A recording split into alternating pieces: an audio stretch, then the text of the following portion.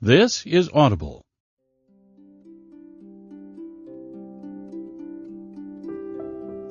Audible Studios presents Pride and Prejudice.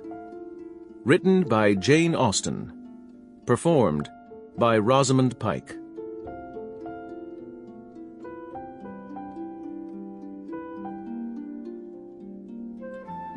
Chapter 1.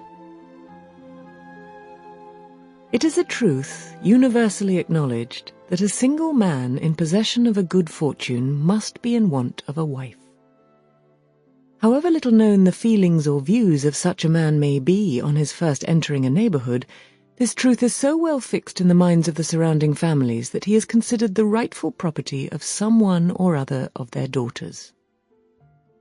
"My dear Mr. Bennet," said his lady to him one day, "have you heard that Netherfield Park is let at last?" Mr. Bennet replied that he had not. "But it is," returned she, "for Mrs. Long has just been here and she told me all about it." Mr. Bennet made no answer. "Do you not want to know who has taken it?" cried his wife impatiently. "You want to tell me, and I have no objection to hearing it." This was invitation enough. "Why, my dear, you must know. Mrs. Long says that Netherfield is taken by a young man of large fortune from the north of England, that he came down on Monday in a chaise and four to see the place, and was so much delighted with it that he agreed with Mr. Morris immediately, that he is to take possession before Michaelmas, and some of his servants are to be in the house by the end of next week." "What is his name?" "Bingley." "Is he married or single?" "Oh, single, my dear, to be sure. A single man of large fortune, 4,000 or 5,000 a year. What a fine thing for our girls." "How so? How can it affect them?" "My dear Mr. Bennet," replied his wife, "how can you be so tiresome? You must know that I'm thinking of his marrying one of them." "Is that his design in settling here?" "Design? Nonsense! How can you talk so? But it is very likely that he may fall in love with one of them, and therefore you must visit him as soon as he comes." "I see no occasion for that.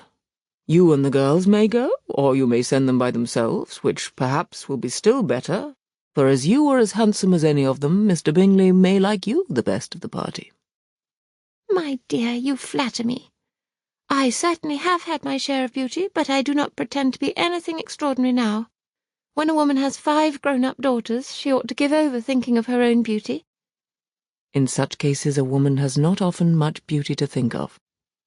"But, my dear, you must indeed go and see Mr. Bingley when he comes into the neighbourhood." "It is more than I engage for, I assure you." "But consider your daughters. Only think what an establishment it would be for one of them.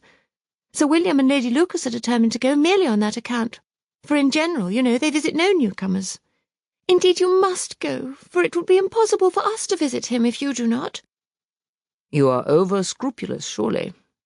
I dare say Mr. Bingley will be very glad to see you, and I will send a few lines by you to assure him of my hearty consent to his marrying whichever he chooses of the girls, though I must throw in a good word for my little Lizzie."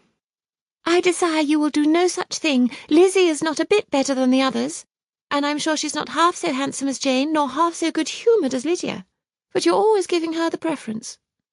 "They have none of them much to recommend them," replied he. "They are all silly and ignorant like other girls, but Lizzie has something more of quickness than her sisters."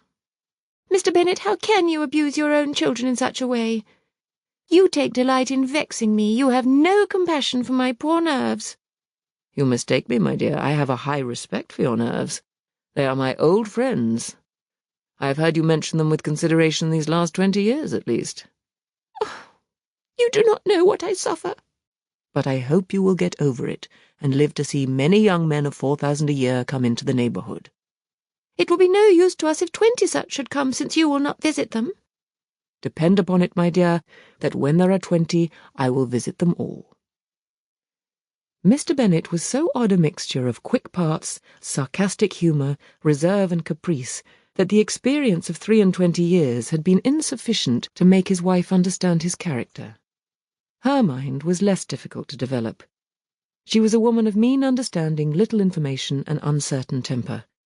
When she was discontented, she fancied herself nervous. The business of her life was to get her daughters married. Its solace was visiting and news.